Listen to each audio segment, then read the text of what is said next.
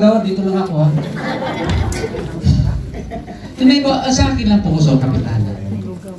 Kasi sila naman nag-thank you po. Kasi po, you have to give full responsibility to all kagawads or chairman of the committees. Ako po, in-advise ko yung mga punong barangay na ang chair, ang committees, lalagyan ng funds. Lalagyan ng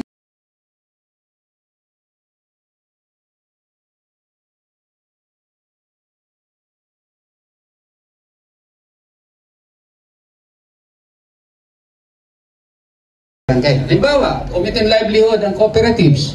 Meron kang panukala na magtayo ng livelihood program. At ito yung mga paggagamitan. Bibili ka ng mga pushcart ba yun? Isang area. Gagawa kang resolution establishing a livelihood project dito sa area na para hindi kayo hulihin ng MMDA at IMDAD. Diba? And then, magsasubmit ka ng feasibility study kay Kapitana. At ito po, Kapitana, kasi po, project po ninyo to and council. Ito po yung magiging kon po nito. So, Kapitana ngayon, upon knowing, upon seeing na maganda yung proyekto mo, magpukal siya. Mag-provide siya ng support sa iyo. Di po ba? Kaya, bawat committee ninyo, kailangan meron kayo tinatawag na study kung ano yung proyekto nyo. Kaya yung itlog po,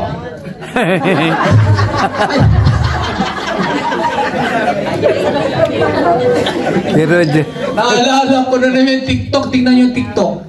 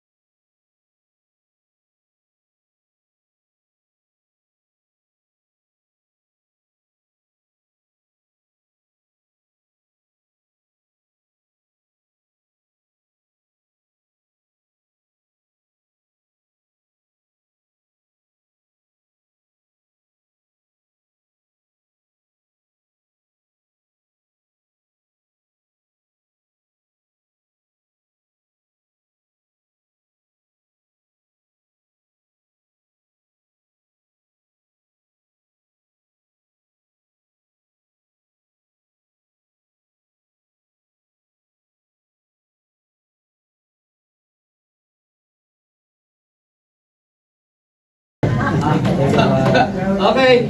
Saan ba tayo? sa itlog. Sir, sa itlog? Housing. Tuloy-tuloy yan, sir, kasi mahaba-haba pa yan. Energy, yan. Ad hoc committee, special committee. Okay na. Ayan.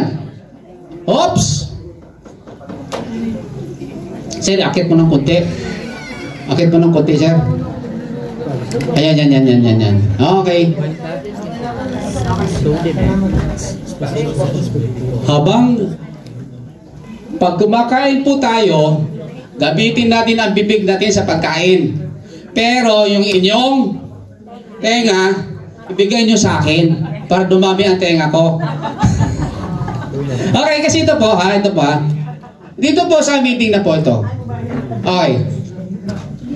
Pag ang presiding officer, kapitana, is incapable of conducting o mag-preside, anong gagawin nyo?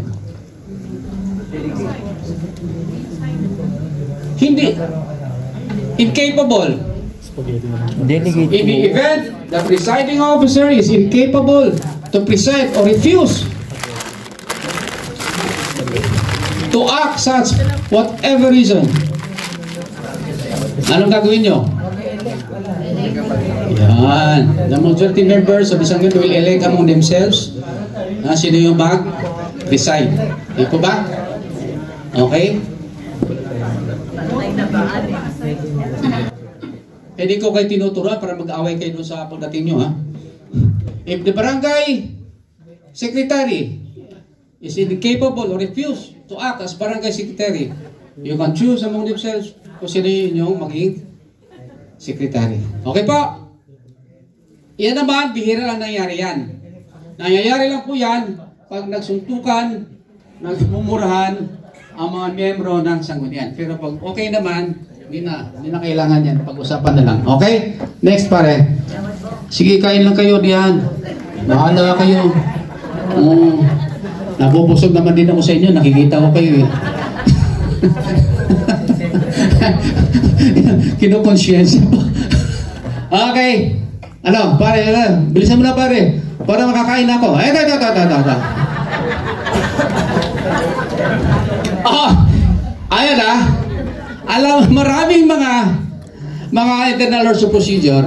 Ang nauna, call to order. O kaya naman nauna, pambansang awit. Tama po ba yan? Dapat God before flag raising. God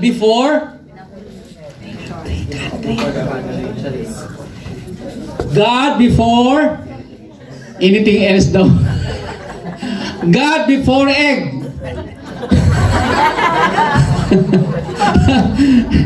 Magdasal muna kayo. Bago kayo. Kasi iba naman, call to order na. Tapos pambansang awit na. Tapos yung opening prayer o invocation, nahuli. Ano ba yan? Wala, hindi pa kayo nanghingi ng guidance. Guidance muna. Diba? Okay. Dito. Reading and approval of the minutes. O, dito. Yung pinag-usapan natin kanina. Ha?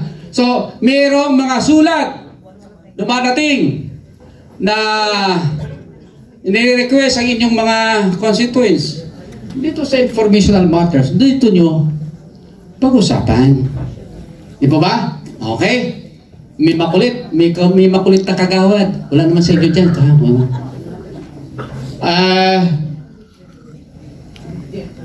Nag-call to order.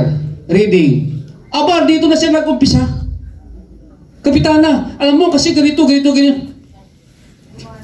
Kagawad, nandito pa lang tayo eh.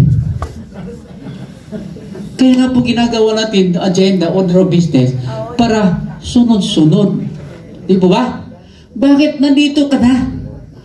Gusto mo na ba umuwi? Umuwi ka na. Namamadali ka ba? Kaya yun yung tayo ng order of business. Dapat tapusin mo na siya bago ka, di ba ba? Magtanong ng kung ano-ano. Okay.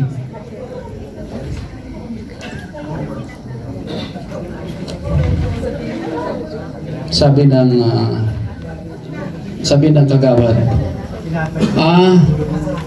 Kapitana, nag-preside yun hong kasing yung hong street namin laging binabaha. Pwede ba natin gawan ng paraan na maglagay po na tayo ng funds o kaya mag-request tayo ng ganito para sabi ng kapitana ng presiding officer, sandali lang kagawad, nag-umpisa na ba tayo? Hindi, inunahan lang po kita kapitana, baka makalimutan niyo po eh. O diba? Marami nang nangyari, di ba? Iba parang inuunahan na, no? Wag, kasi hindi ko kayo magkaroon ng order sa yung session pag wala kayong ganito. Okay? So pare, number, oy, baba mo konti. Baba mo yung akin. Kunti. Okay. Privilege R. Okay. Meron ba nag-avail niyan? Ako! Kagawad. Galit ka sa secretary. Diba? Di avail ka ngayon ng privilege R. Madam Presiding Officer, I move that I avail to deliver my privilege speech. Mga isang araw privilege speech ko. Bakit? Galit ako sa barangay secretary. Di ba? So, ibig sabihin, whatever mga problems mo na meron kang mga dyan sa privilege hour mo, gawin. Wala eh. Wala pang privilege hour, hindi ka naman nag-avail ng privilege hour, putak ka ng putak. Di po ba? So, Kaya nga require ang suggestion ko dito yung may pamukpok. Gable. Gable, di ba? Oh, mayos ka. Pag babato ko siya. This is my privilege. Yeah? Kasi meron naman ganun, di ba? Hindi sinusunod. Kaya nga merong calendar order of business. Tapos putak ka ng putak. Oh, pwede naman yon sa mga kagawad na makulit. Pagkat nila ng adjournment, doon mo na siya pagsalitain. Oh, sige, magsalita ka na. Tapos na tayo.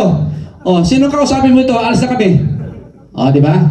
So, ito po yung dapat na sequence ng inyong sekretary, ha?